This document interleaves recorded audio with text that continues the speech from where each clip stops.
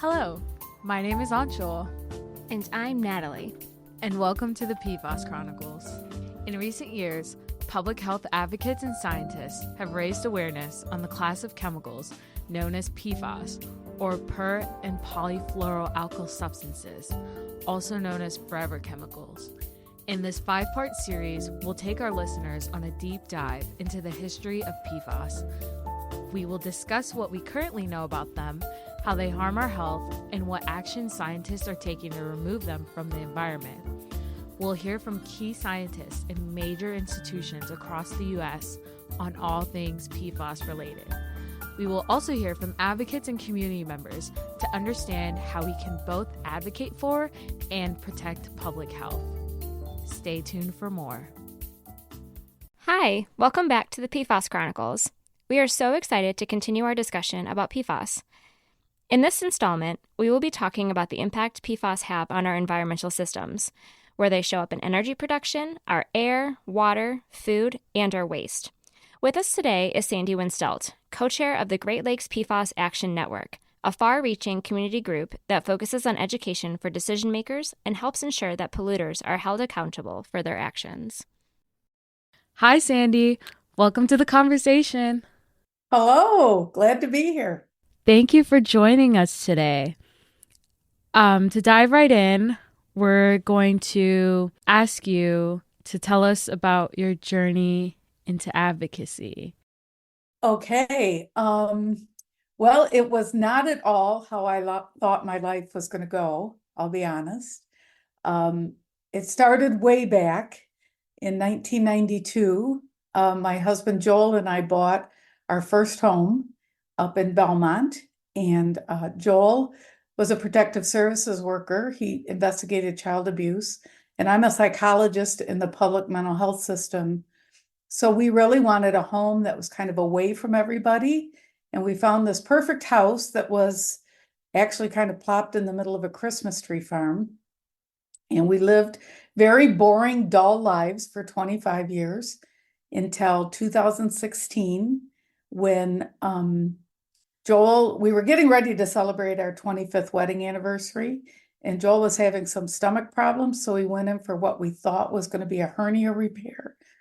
But instead, he was diagnosed with stage 4 liver cancer, and he died 3 weeks later. And that completely rocked my world. But it was just really kind of a preview, because it was the next year that I learned our water had been contaminated with PFAS at extraordinarily high rates.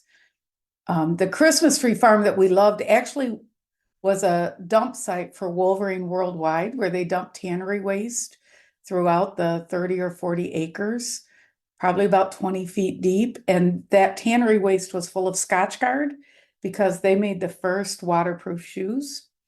And so that has contaminated 25 square miles of our community, all of who are on public wells. So we have thousands of people up here who have been contaminated with this. And that was where it kind of dawned on me that I was just stunned that this could have happened, and stunned that it had been allowed to happen, and felt very strongly that we couldn't let it go forward. How did your advocacy journey begin from that? What did you do to get involved in your community to spread awareness? How did you do that? Well, I kind of Forrest Gump my way through all of this, to be honest. I remember watching the news shortly after this happened, and seeing a little news clip that Senator Gary Peters was going to do a hearing on PFAS in Washington. And so I decided, well, I should go to Washington and talk to them about it. And I gathered 2 of my neighbors, and we literally cold called our senators in Washington, and actually was able to meet with them and talk with them. And I literally just started calling people, trying to get answers, trying to learn how this could occur, trying to get people to pay attention to it. And it just kind of snowballed from there. So there was not a methodical plan of action on this. There was no well thought out, no Venn diagram that showed me how to do this. I just started calling people. Eventually, I linked up with some people from the Michigan League of Conservation Voters and got to know Lisa Wozniak, who's just an amazing woman. And she kind of worked with me to help me connect with some of these other NGOs and use some of their expertise at getting things rolling. So that was sort of how that journey occurred. It's amazing what community can do, and just reaching out and asking those questions, who you can meet. So I'm glad that that was a wonderful journey for you, meeting all of those people. Yeah, it really taught me that we have a lot more ability to change things than what I think we give ourselves credit for. I Hmm. think we do have a lot of public servants who really do take that job seriously if we just approach them with a problem and some solutions. I think they're more than willing to talk to us. That's great. Yeah. Thank you for your wisdom. Yeah, That's good to know, especially for us going into our careers. Like, speaking up, we can do it. You Yes. can do it, and you don't be shy, and don't be obnoxious. Those would be my two words of wisdom. Because I also don't think it works to go in there, screaming and setting your hair on fire and being goofy about it. You have to be respectful and listen and have a conversation. Hmm. I agree with you. And I think that's the perfect segue into our next question for you. Our next question is, how does PFAS show up in our environments, in the places we live, work, play, pray, in our food system, in waste, in water, and also in air? Oh, what a loaded question. It is everywhere. It is ubiquitous. The problem is, it started out, I think, with good intentions of being waterproofing and being, used in firefighting foam. And those were two important resources. But since then, they've just been using it everywhere. And the problem with this class of chemicals is that they don't break down anywhere. So if you have it in your carpeting and you get rid of your carpeting because you're putting in flooring, that carpeting goes into a landfill, which then leaches into the water. If you've got it into something that burns, then that goes into the air. If you got it and it goes into our wastewater, we use wastewater to make sludge that we spray on farm fields, and then that goes into our food system.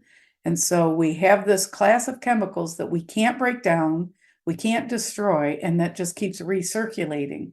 And the place it seems to land the most is in our bodies and in our organs, which causes all sorts of problems. So I wish I could tell you there was a great way to avoid it. I think if we could get legislators to demand that we stop using it when we don't need it, and we could label products. I really believe, maybe this is West Side of Michigan thinking, but I believe consumers have a lot of power that we don't leverage enough. And I think if people knew what products had this and we avoided those products, manufacturers would quickly learn better ways to produce products that are safer and more environmentally sound. Hmm. I agree with you. I think a lot of people, I don't know, I wouldn't say it's fear, but a lot of people just don't know how to speak up and how to go about, creating that change. So I think it also comes down to a community level, doing Mhm. what's best for your community and advocating for the people around you. Hmm. Yeah, I agree. And I'm really happy with the way that you said that too, because you did talk about like specific products in general, like that are in our environmental systems in these cycles.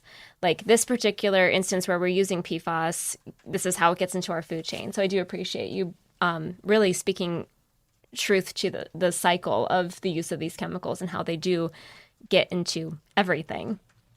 They get into everything. And what I worry about the most is we are surrounded by these Great Lakes. I mean, this is a treasure that few states have and most states want. And we have a duty to protect those. Hmm. And we're not protecting those. We're finding those in the Great Lakes, not just from us, but from industry in Wisconsin Hmm. and air from Gary, Indiana, and all these other places that are depositing it there that we really need to step up our game and figure out how to address this. Yeah. My husband lives in, or was from Minnesota, and so we drive through Gary, Indiana quite a bit, and the air quality is just so different there. Yes. Driving through, it's a different color. Yeah, it's awful what we've done to some communities. Yeah, absolutely. Who is the most impacted by PFAS contamination? And is this an environmental justice issue? And if so, can you talk more about that and why it is important? So a couple of things. The people that we know, like most environmental catastrophes that are most impacted, are children, typically children under the age of 7, um, especially in utero. Kids are very much exposed to that through their mother's drinking water and then breast milk while they're nursing. And that causes autoimmune disorders. There's some research showing some developmental delays, preeclampsia, all of those things. It also impacts people that have other autoimmune disorders. So think of the other spectrum. It bioaccumulates in us. And so it has long-term effects on us. Is it an environmental justice issue? Absolutely.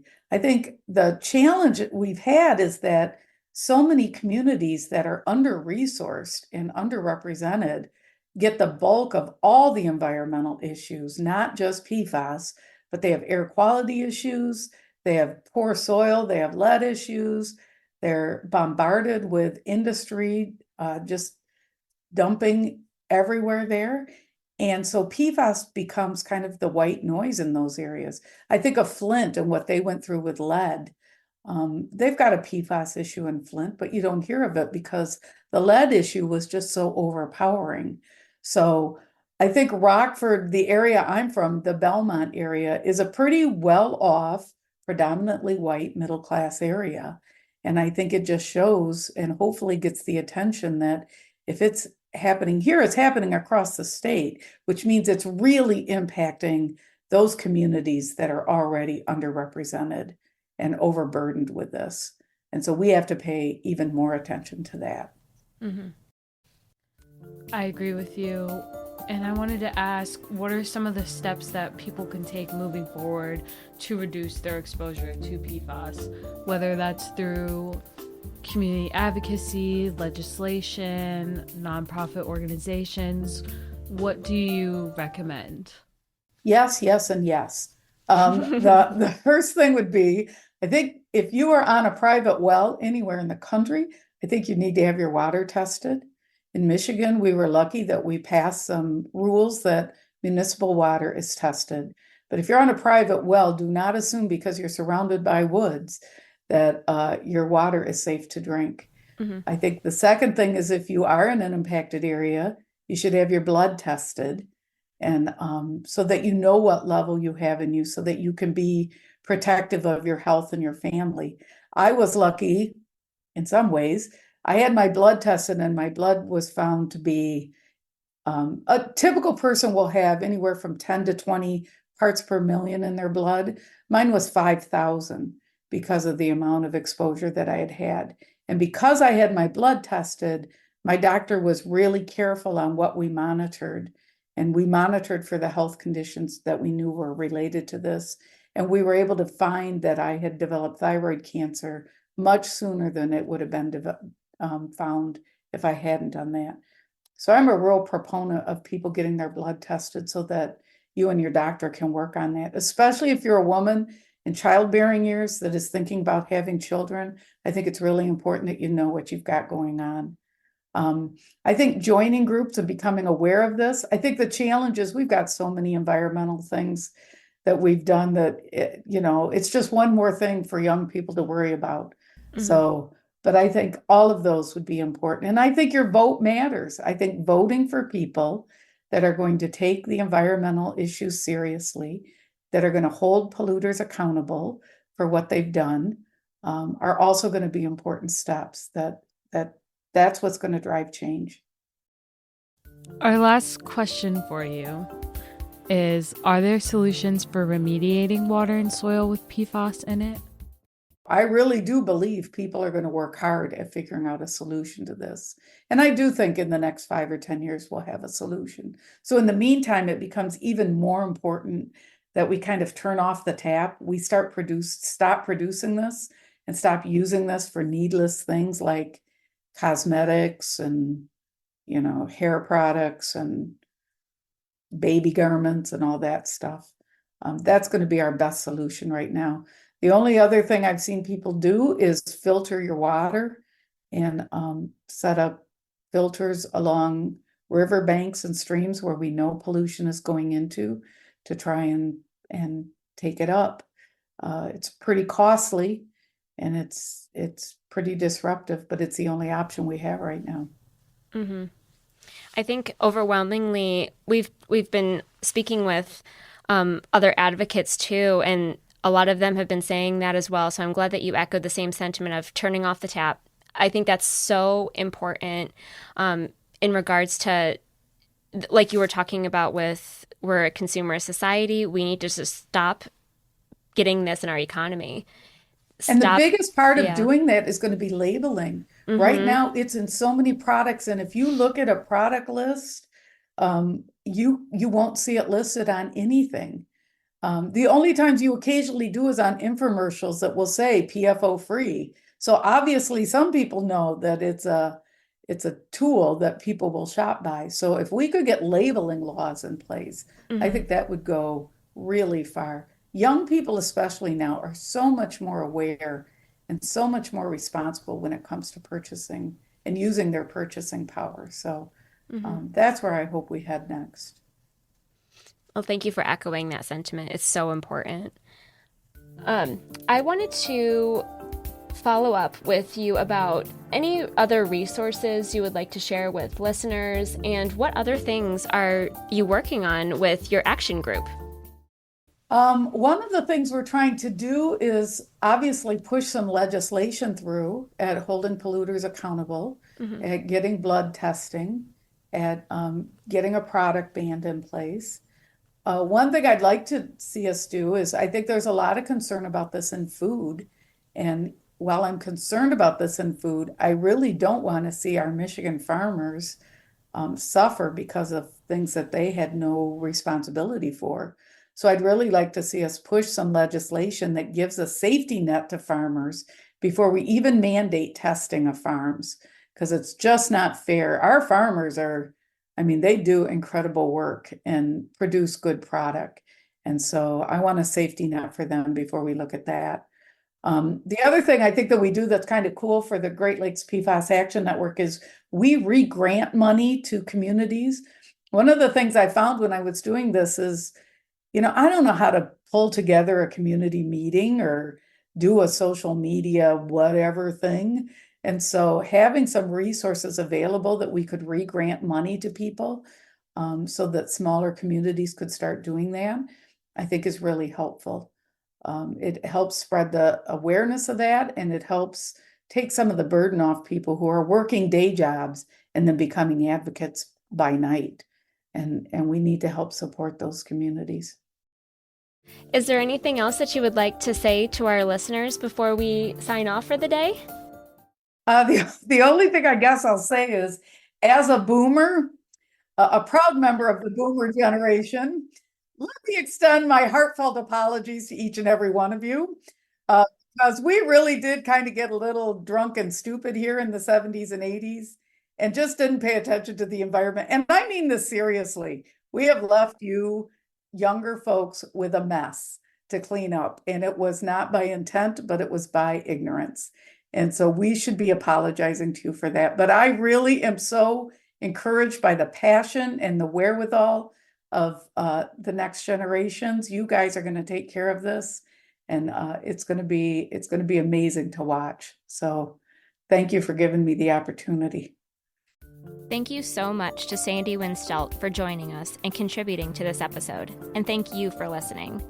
In our next installment, we will be chatting with Aisha Khan and Jamie Hankawa about more community impacts of PFAS and how certain occupations can lead to disproportionate exposure to PFAS. See you there.